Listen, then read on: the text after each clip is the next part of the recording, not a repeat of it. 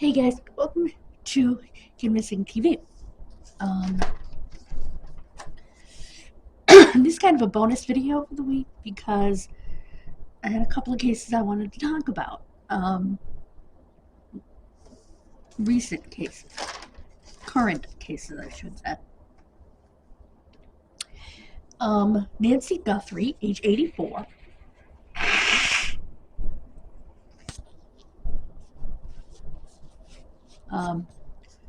Yes, she's Savannah Guthrie's mother. However, she's also a vulnerable 84-year-old woman.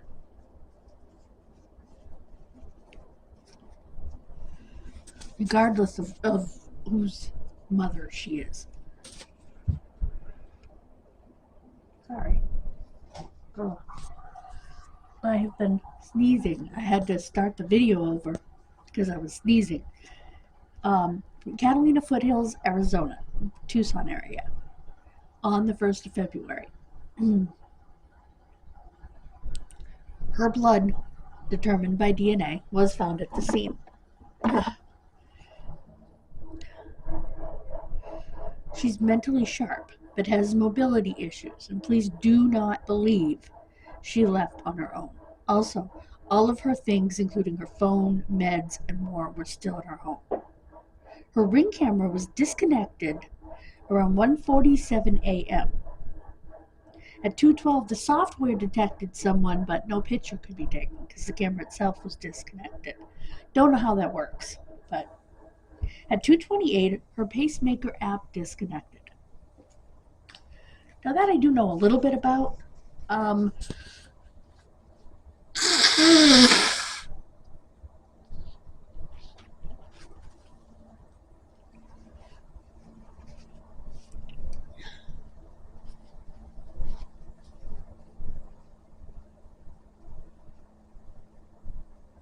And I'm not sure why the company that monitors her pacemaker didn't call her house when the app disconnected.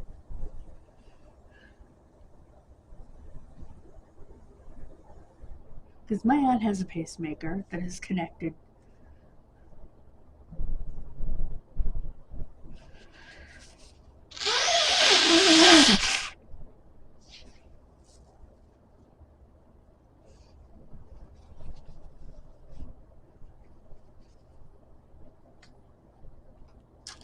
And I do believe it has come unconnected, due to, well, obviously non-nefarious reasons, and they've called my aunt and reconnected it. But I don't know. That has me wondering. Media outlets all over the place are getting what are most likely fake ransom notes.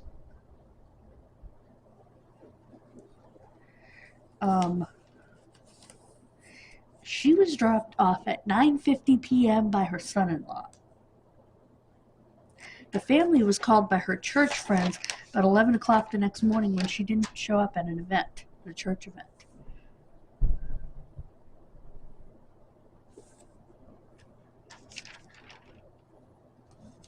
The next day.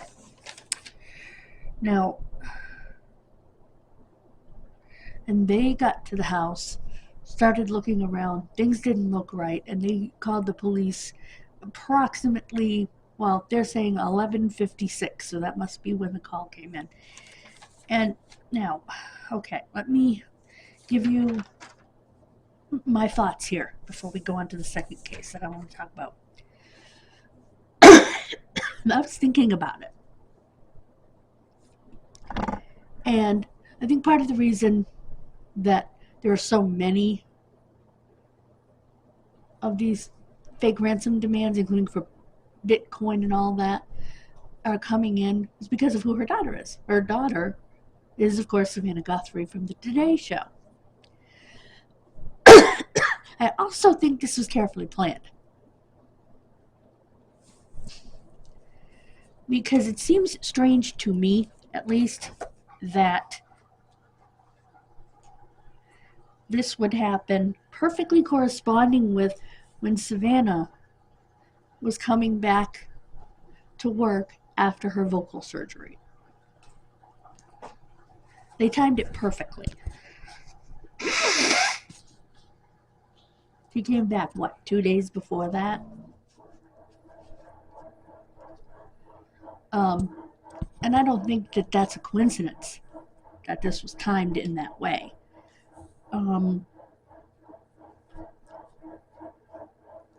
And I think her mother was taken because of who she was. Maybe it was somebody trying to get to Savannah, and the easiest way to get to her, because she's well insulated and well protected, because of other cases that have happened.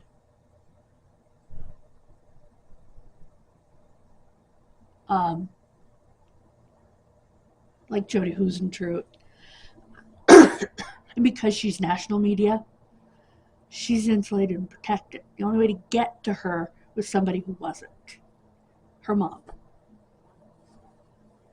I mean, nobody's ruled that out as far as I know. Kind of makes sense. And a lot of people are saying, we wouldn't even know about her if it wasn't for the fact that she's Savannah Guthrie's mom. And people are kind of upset about it. But you know what? She's still a vulnerable 84-year-old woman who, from what I understand, is insulin dependent. When I think of that woman, my aunt is 74, but when I think of that woman, I think of my aunt. A vulnerable 74-year-old woman, insulin dependent, on a pacemaker. I'm sorry, I don't care who her daughter is.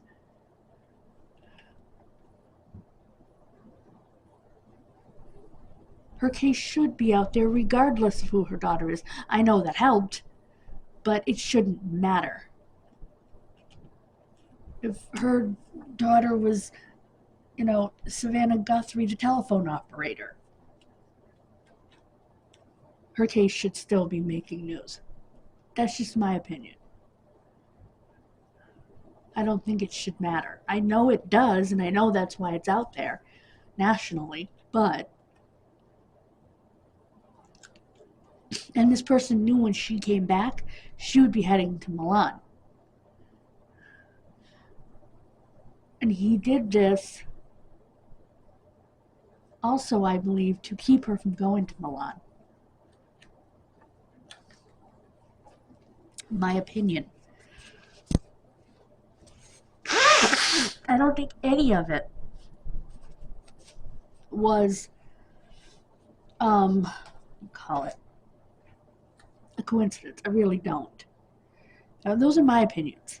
You can tell me what you think. This person was well planned. Now, I don't know a lot about Ring cameras, but I know my camera. Nobody could disconnect my camera. They could unplug it, but then the software wouldn't, my app wouldn't get anything. So I don't know how a Ring camera works, but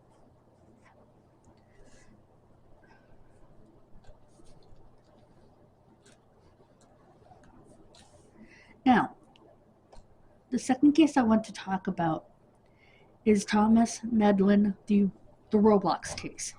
15 years old, missing January 9th, from St. James, Long Island, New York, 5 feet 4 inches, 140 pounds. He left school at 3:30 in the afternoon, went to the subway station, and was seen coming out at Grand Central, like 2 hours later. It does not take 2 hours to get from Long Island into the city because you're right there, especially on a train. So what was going on in that 2 hours? What other stops did he make? He went to the Stony Brook School. He was seen on camera on the Manhattan Bridge walkway at 7:06 p.m. the same night.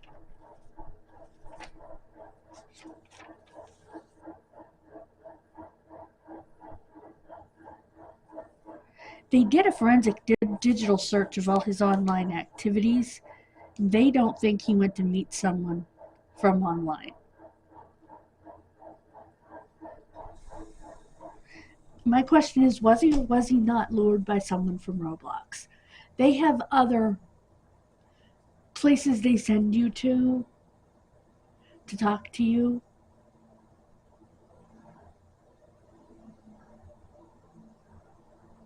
There was a splash, so they believe that his phone may have been thrown into the water. I do not believe he jumped off that bridge. That bridge was a walkway. That bridge was a walkway made for people to walk. So I don't believe he jumped off the bridge. But they don't see him coming out. That doesn't mean a lot. It was dark. Who knows how long he stayed up there? Maybe taking pictures or whatever. And his phone evidently went into the water, and I don't know. But why did he change? And here's the other thing. They say that they couldn't find anything. Were they looking at the Roblox account under his mother's email, or the one under his email that he created secretly behind her back? Which sounds like adult influence to me. Oh, create a new one and we can talk. You know what I mean? I'm sorry, that sounds like adult influence to me. Adult encouragement to do that.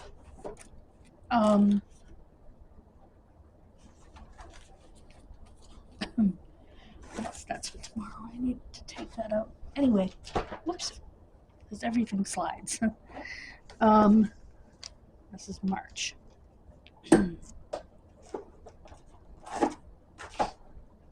So, that's just my opinion, and yeah. You don't have to agree, just be nice. Let me know what you think of both cases, and please be nice. Like I said, these are two real missing people.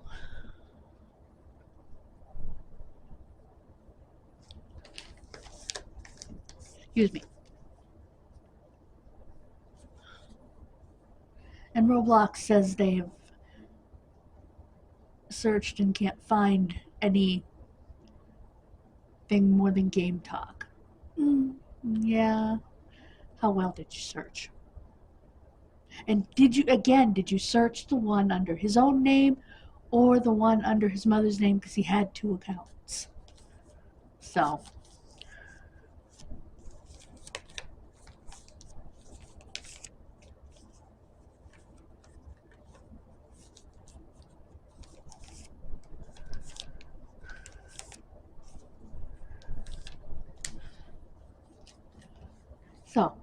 yeah.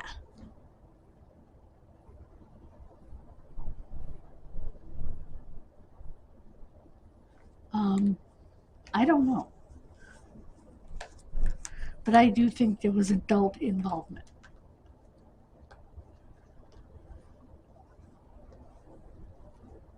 Because if he was just playing the game and talking to other kids and whatever, he wouldn't have cared it was under his mother's email. You know what I mean?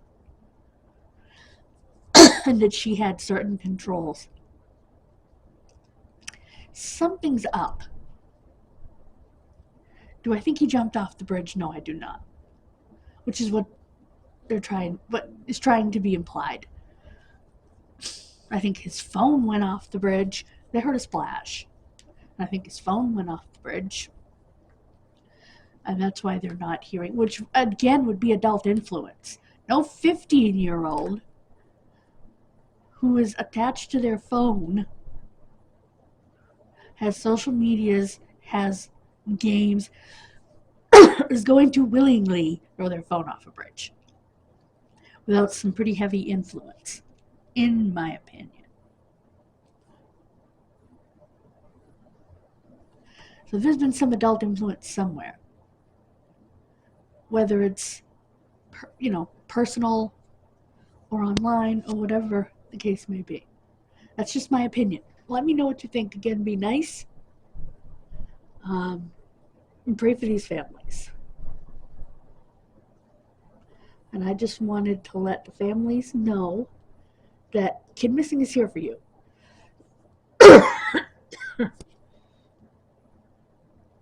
I don't care who you are. how much money you have, how much fame you have. It doesn't matter. I'm here regardless. Kid Missing is here regardless. We're still talking about a missing child and a missing mother here. Mother, grandmother, here. So, thank you for listening to this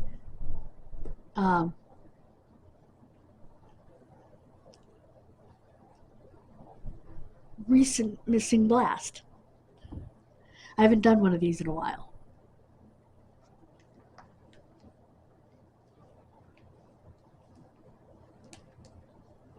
So, I felt that this was important.